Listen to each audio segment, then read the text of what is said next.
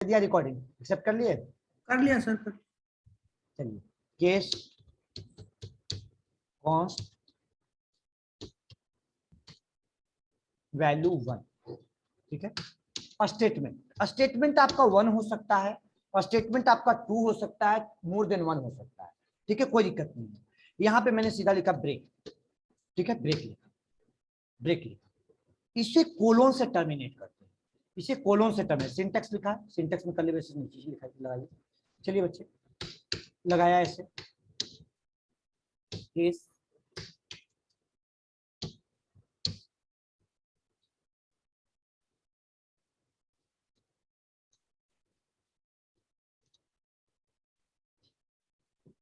Case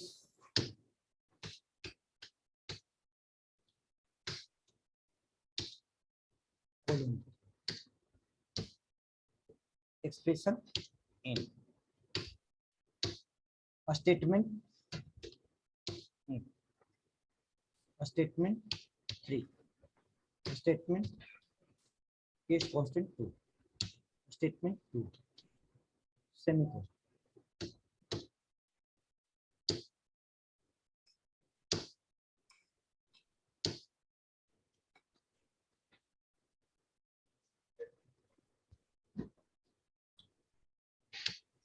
sir statement 3 होगा, ठीक है, डिफॉल्ट ठीक है। स्टेटमेंट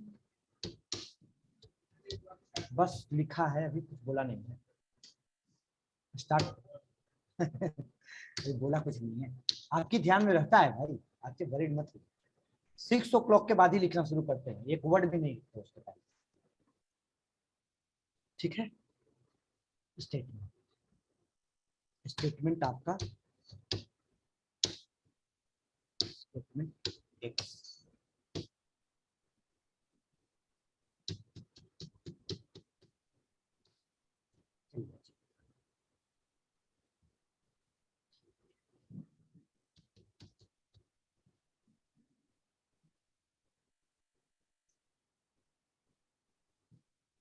हेडिंग दे दीजिएगा switch case statement.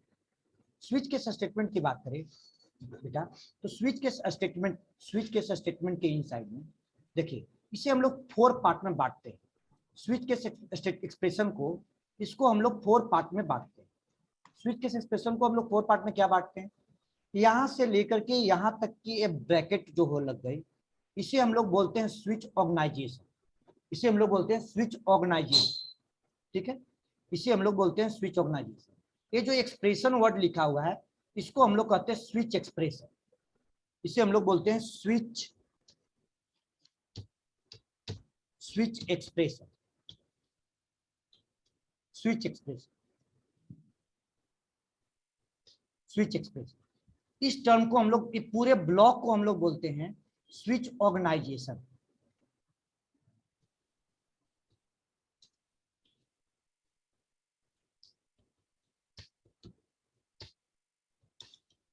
Switch organisation, switch organisation, ये पूरे टर्म को हम लोग बोलते हैं स्विच ऑर्गेनाइजेशन,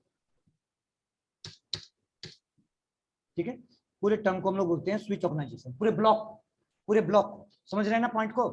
अब यहाँ पे आपका ये जो वैल्यू लिखा हुआ है, ये जो वैल्यू लिखा हुआ है, ये जो आपका ये इसके साथ जो स्टेटमेंट लिखा हुआ है आपका, ये जो स्टेटमेंट वर्ड लिखा हुआ है, स्टेटमेंट वर्ड जो लिखा हुआ है, इसको कहते हैं एग्जीक्यूटेबल स्टेटमेंट,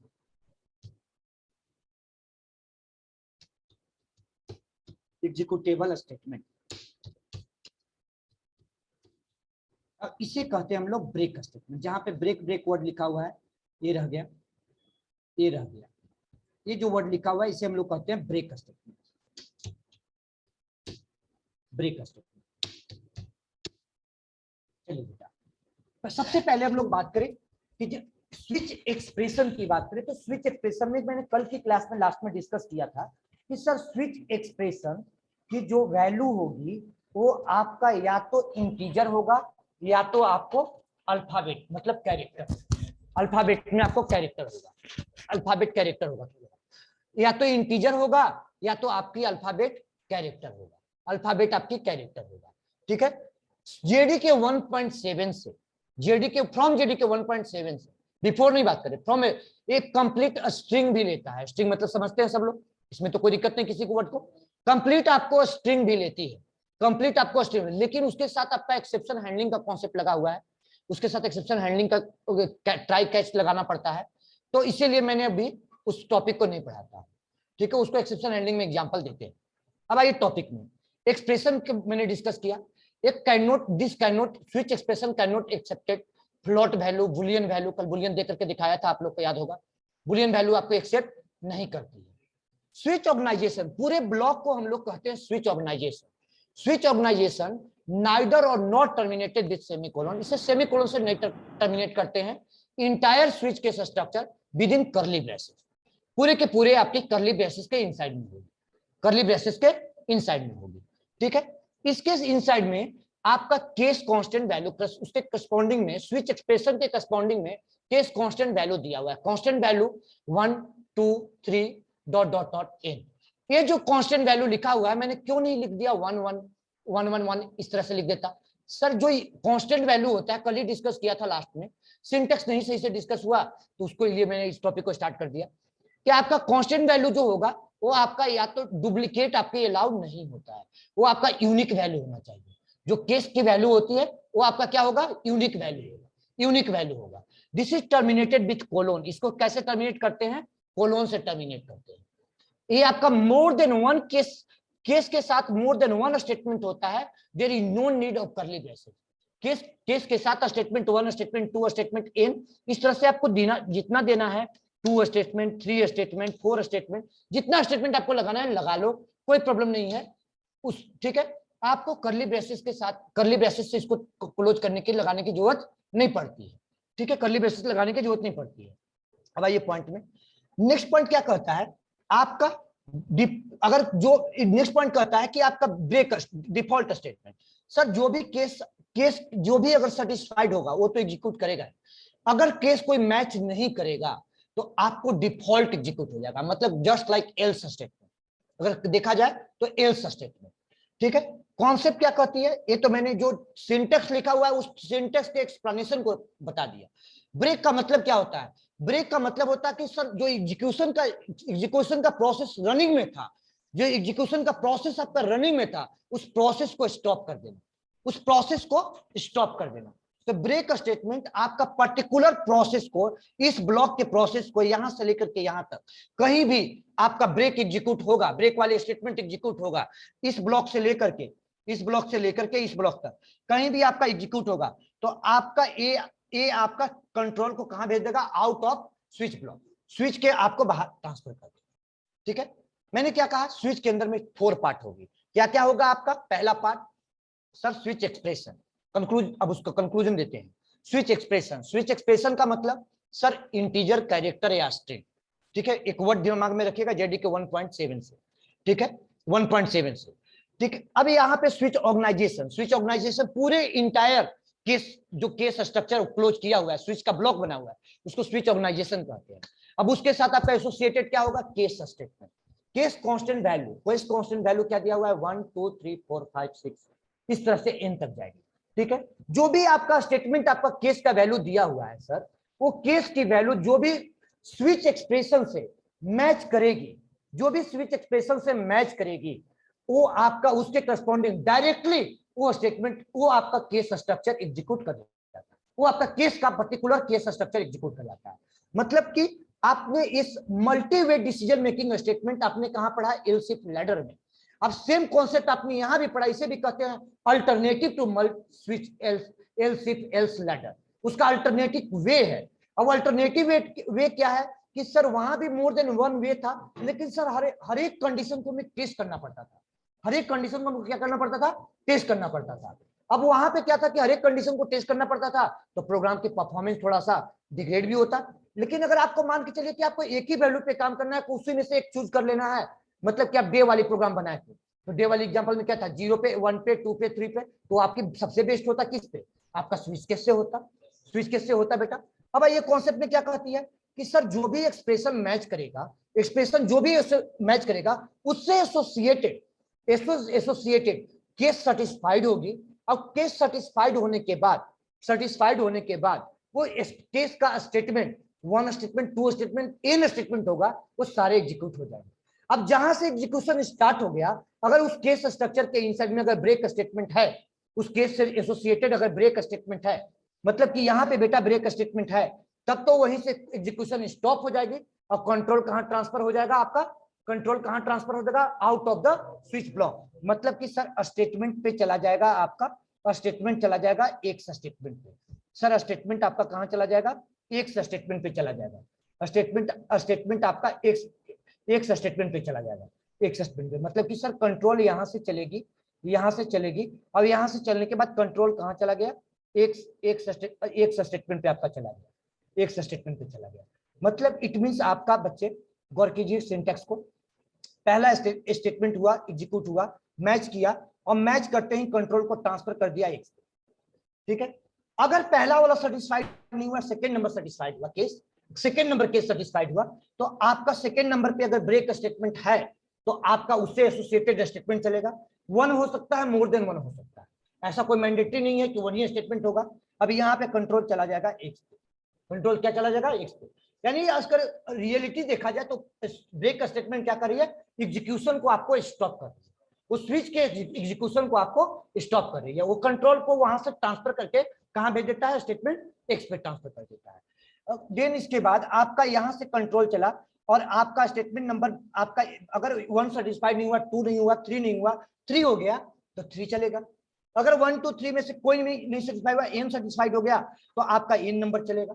और अगर मान लीजिए कोई भी सेटिस्फाइड नहीं हुआ बेटा, तो फाइनली क्या चल जाएगा, डिफॉल्ट, और डिफॉल्ट लास्ट स्टेटमेंट है वो आपका ब्रेक हो जाएगा। नॉर्मली अगर देखा जाए तो डिफॉल्ट स्टेटमेंट बाय कॉन्सेप्ट कर रहे, बाय रूल नहीं बोल रहे, बाय कॉन्सेप्ट कर रहे, ऐसा रूल नहीं है, रूल होता तब तो रूल हो जाता ना, बाय कॉन्सेप्ट कर रहे हैं कि बाय कॉन्सेप्ट नॉर्मली तो लास्ट में ही होना चाहिए डिफॉल्ट स्टेटमेंट। ठीक है, लेकिन कल की प्रोग्राम में मैंने लास्ट में डिस्कस कर दिया था कि थोड़ा सा अगर जो बच्चे जानते होंगे तो सर ने थोड़ा सा उसको रेक्टिफाई मैंने कर दिया, बाकी कुछ नहीं कर सकते।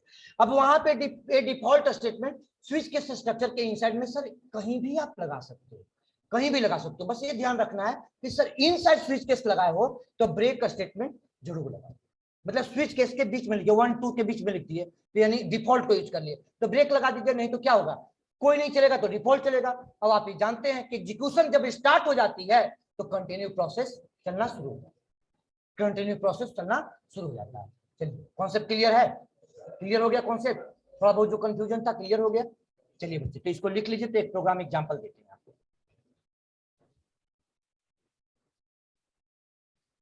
सिंटेक्स नोट कीजिए, अरे मेन सिंटेक्स होता है, सिंटेक्स अच्छे से समझ में आ गया ना, अब एक एग्जांपल समझ में आ गया तो फिर कोई भी एग्जांपल उठा करके बना सकता है। मेन सिंटेक्स होता है प्रोग्रामिंग का, नोट कीजिए बच्चे। अंकुर ज्वाइन किया है जी, अंशुल है, अंकुर तुम्हारे साथ वो नहीं आ रहा है जी, क्या नाम है, अंकुर, अरुण, यस सर। वो नहीं आ रहा है, तुम्हारा मित्र नहीं आ रहा है। वो सर कुछ नेटवर्क इशू है, वो वीडियो देख लेगा सर, दूसरी जगह शिफ्ट हुआ है सर वो। क्या कहीं बाहर में है, नहीं सर, वो इधर अशोक नगर से कहीं और शिफ्ट हुआ है वो सर। तो ऑनलाइन क्लास तो करता था ना। करता था सर वो कहीं और, आज ही उसने साउंड वगैरह का शिफ्ट करा है, नहीं तो थोड़ी सा नेटवर्क इशू है उधर, तो वो करेगा सेटअप उसका, उसके बाद आया करेगा, वरना वीडियो देखेगा तब। तो बोलिए क्लास कंटिन्यू करने के लिए, आगे बेसिक कॉन्सेप्ट क्लियर हो जाएगा ठीक है सर। तो फिर आगे प्रॉब्लम नहीं होगी। नहीं सर, वैसे इतना कर रखा है उसने, सच स्टेटमेंट ही नॉर्मल सर। ठीक है, अच्छी बात है। ठीक,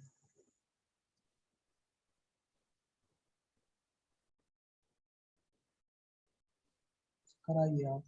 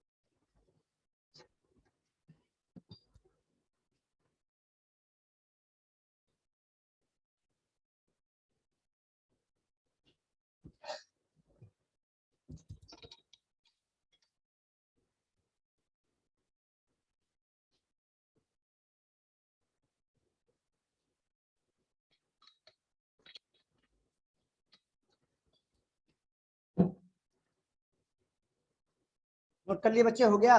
समझ में आई? सिंटैक्स क्लियर हुआ कि नहीं हुआ? एग्जीक्यूटेबल स्टेटमेंट मतलब सर जो केस सेटिस्फाइड करेगा उसके corresponding executable. Break statement sir control को बाहर भेज देगा, ब्रेक स्टेटमेंट कंट्रोल को बाहर भेज देगा। अभी यहाँ पे आइए, नोट कर लिए ना बच्चे, किसी को दिक्कत तो नहीं यहाँ तक? आकाश को दिक्कत तो नहीं हो रही है? प्रैक्टिस हो रहा है कि नहीं? सर केस तो वो सारे चेक करेगा ना जितने बनाए हाँ, होंगे। सबको चेक नहीं करेगा, कौन बोल दिया केस सबको? वहीं से स्विच एक्सप्रेशन से सेटिस्फाई जस्टिफाई करता है। वो जब सबको चेक कर लेगा तब तो आपका एलसी प्लेटर हो गया ना। सब कुछ चेक नहीं करेगी, एक्सप्रेशन बेटा यहीं से जस्टिफाई करता है, यहीं से बेटा जस्टिफाई कर लेता है कि अगर जो भी केस मैच करेगा उस डायरेक्ट कंट्रोल वहीं पे एग्जीक्यूट करती है, डायरेक्ट कंट्रोल उसी को एग्जीक्यूट करवाती है, डायरेक्ट कंट्रोल उसी को एग्जीक्यूट करवाती है। सबको चेक नहीं करेगा क्योंकि कंडीशन तो नहीं है कि सबको चेक करेगा।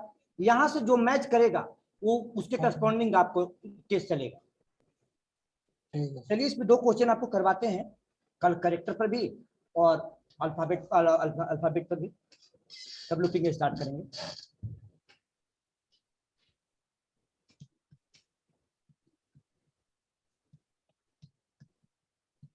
चलिए हो गया, नोट कर लिए? हो गया सबका ना? चलिए आइए टॉपिक में।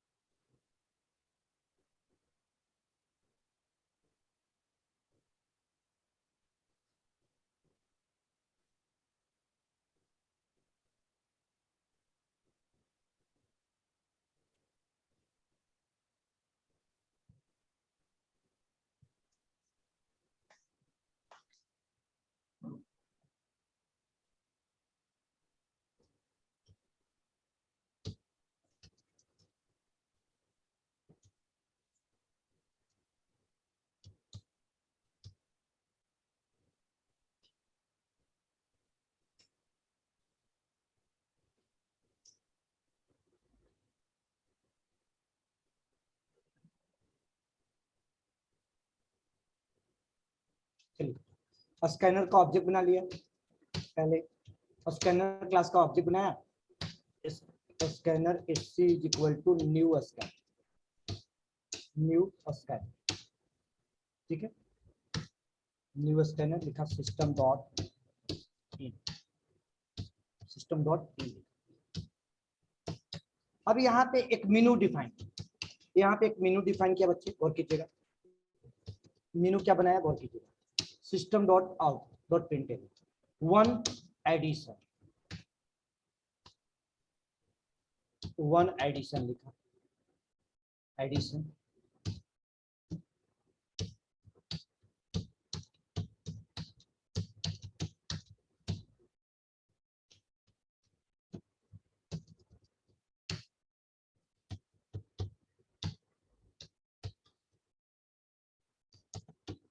सब्सट्रैक्शन लिखा,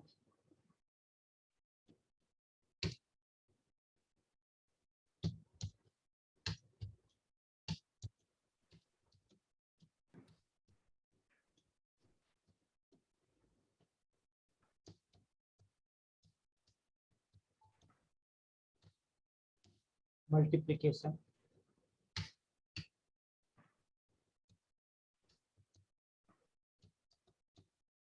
डिवीजन,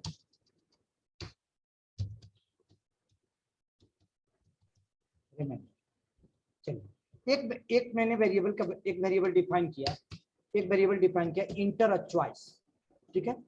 चॉइस एक इनपुट करवाने को कहें, इंटर चॉइस वेरिएबल डिफाइन। ठीक है, inter a choice, choice variable define करने को कहा, ठीक है बेटा, गौर कीजिएगा। इस चॉइस वेरिएबल डिफाइन कर लीजिए इंटीजर टाइप का, ch y,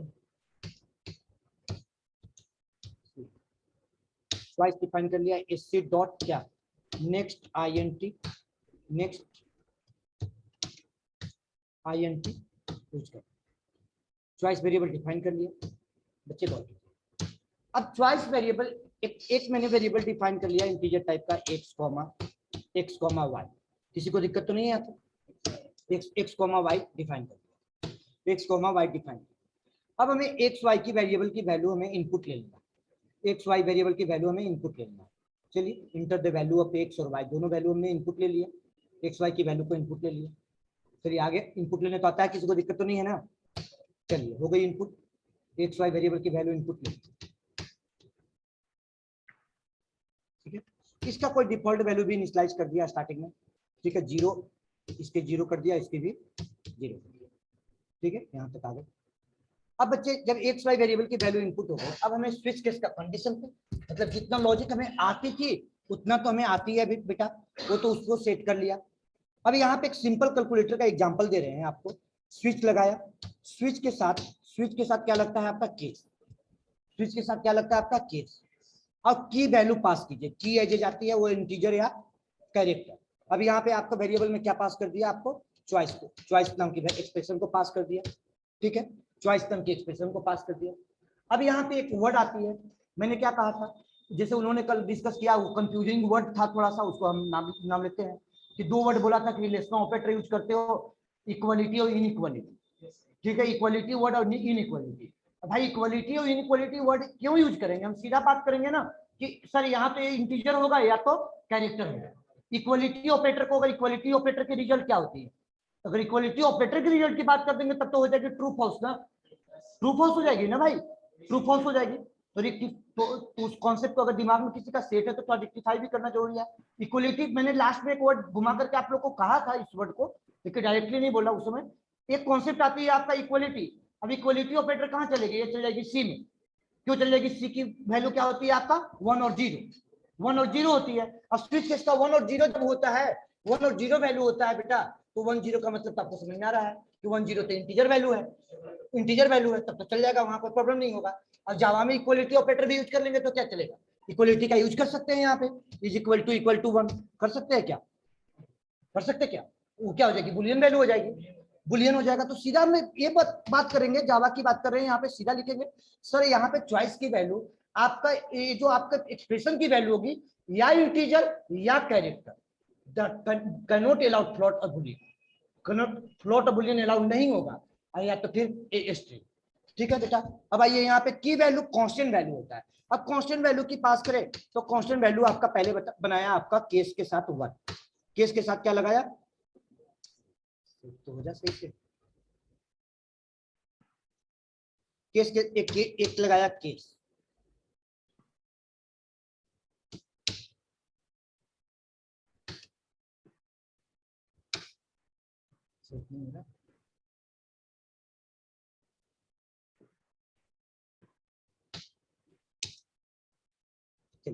केस लगाया,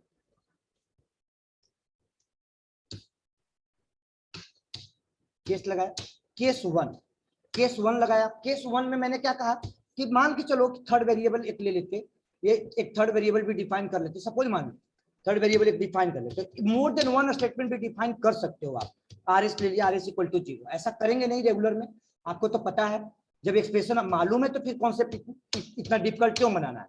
x प्लस वाई, बस ये बताना है हमें बेटा कि मोर देन 1 स्टेटमेंट आप दे सकते हो, ऐसा कोई मैंडेटरी आपको नहीं है, ऐसा कोई मैंडेटरी नहीं है, ये ऐसा कोई मैंडेटरी नहीं कि आपका एक ही स्टेटमेंट होगा, एक ही स्टेटमेंट होगा। अब यहाँ पे क्या लगाया, मैसेज दिया सीधा सम इज इक्वल टू और प्लस साइन RS को प्रिंट करवा, ठीक है, RS को प्रिंट करवा लिया, मतलब 2 स्टेटमेंट बना दिया, ऐसा कोई जरूरी नहीं था, 2 स्टेटमेंट बना दिया।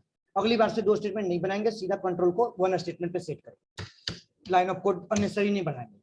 अब RS को हटा दिया, पहला तो ब्रेक आपका डुप्लीकेट नहीं होना चाहिए, केस डुप्लीकेट नहीं होना चाहिए। केस पे देखिए मैसेज क्या दे रही है, डुप्लीकेट केस, पढ़िए एरर को, पढ़िए ना, यहाँ पे सिलेक्ट करके दिखाता हूँ आपको, देखिए पढ़िए, एरर क्या दे रही है, डुप्लीकेट केस। डुप्लीकेट केस आपका नहीं होना चाहिए, ये आपका यहीं पे कंपाइलर एरर दे रहा है इक्लिप्स का, ठीक है। अभी यहाँ पे सिस्टम डॉट आउट प्रिंटलन लिखा, यहाँ पे डायरेक्टली लिखा sub is equal to X minus Y, sub is equal to bracket लगाया एक्स माइनस वाई, ठीक है। कॉन्सेप्ट मालूम है आपको, ऑपरेटर का वर्किंग मालूम है आपको। चलिए बेटा, अभी यहाँ से कॉन्सेप्ट को आगे बढ़ाया, चलिए 1 2 3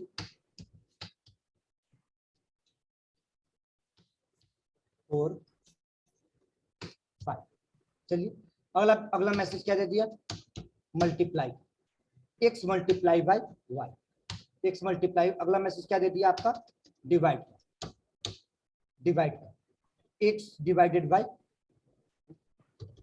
प्लॉट। याद है ना क्या करना पड़ता है प्लॉट, इसके केस में दो इंटीजर डिवाइड होती है तो रिजल्ट क्या होती है, इंटीजर होती है। अब इंटीजर होती है, क्या लिखा है यहाँ, X divided by Y. Type casting यही कर लिया, कोई इशू तो नहीं है, टाइप कास्टिंग अच्छे से आती है सभी को।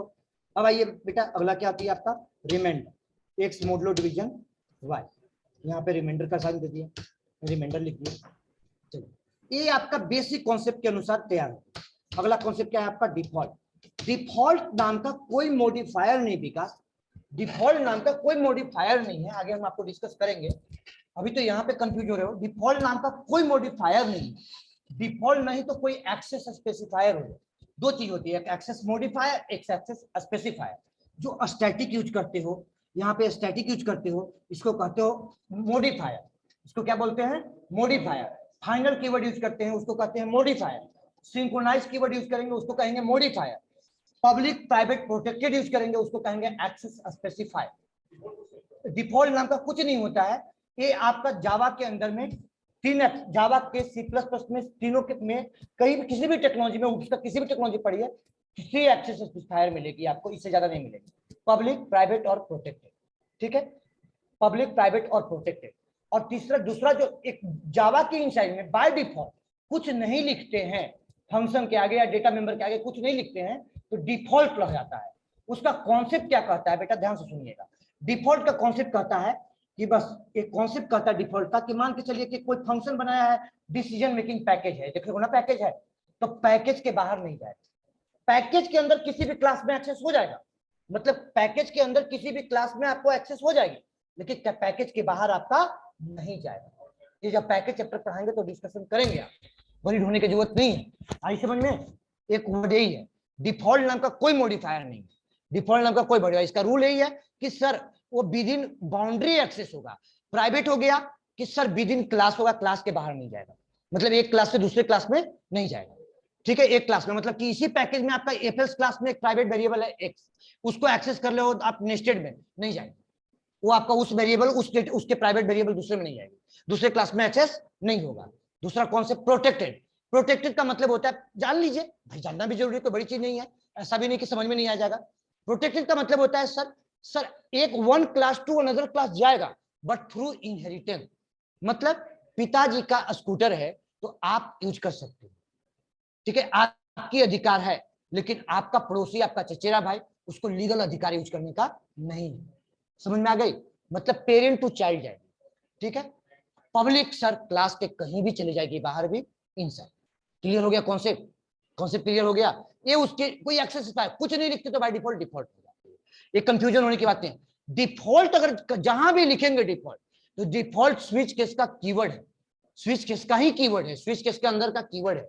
क्लास के अंदर कहां भी जहां भी यूज होगी वो स्विच केस के साथ यूज होती है, इसके अलावा और कहीं यूज नहीं होती है। एक बार डिफॉल्ट और आपको यूज करेंगे, एक नया कॉन्सेप्ट आया है मेथड के आगे डिफॉल्ट लगाने का, वो जेडीके 1.7 से, सॉरी 8 से, इंटरफेस के इनसाइड, इंटरफेस के अंदर उसका मेथड का नाम होता है डिफॉल्ट मेथड। आपने क्वेश्चन कहां से किया था उस समय तो हम समझ गए थे, उस समय तो हम समझ गए थे कहां से आपने क्वेश्चन किया था, लेकिन हमें आंसर कैसे बोले भाई, अब सामने वाले को आंसर देना है ना। डिफॉल्ट नाम का एक कीवर्ड है, और डिफॉल्ट कीवर्ड वो आपका क्लास के अंदर जहां भी अप्लाई होगी, बस एक ही दिमाग में रख लो आप बात को, स्विच केस के अंदर ही अप्लाई होगी, स्विच केस क्लास के अंदर, इंटरफेस के अंदर अप्लाई होता है मेथड के साथ, मेथड के साथ। वो डिफॉल्ट मेथड का कॉन्सेप्ट आया है, वो डिफॉल्ट मेथड का कॉन्सेप्ट आया है जेडीके 1.8 से, 8 भी कॉन्सेप्ट आया है वो